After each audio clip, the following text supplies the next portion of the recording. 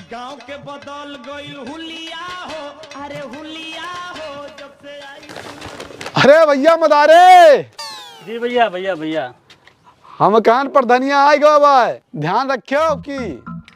देखो प्रधान जी, एक ठोरे सिर्फ हमका निवास प्रमाण पत्र बनवा करा, ऊपर हस्ताक्षर करे कत्ती तो हमसे 500 रुपया ले हुए, यही लिए आपकी हम तुका हो। अरे बाबा देव देव हमसे तरफ से निरक रहो प्रधान जी, दोनों परानी देव। अबे साले, आओ चलिए।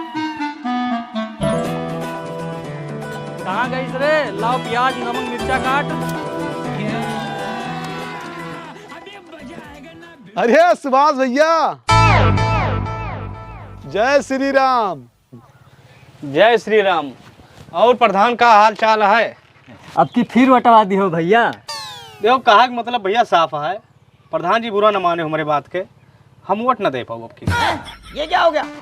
अरे का भाव भैया, प्रधान जी हमारे शिक्षित हैं, ईमानदार हैं, कर्मठ हैं, इनका न देवत क्या का देवो। देखो प्रधान जी क्षमा की हो, कहा कि मतलब अब की हम वोट वका देवे जे बेईमान हुए, कामचुअर हुए, आलसी हुए और डरपोक हुए।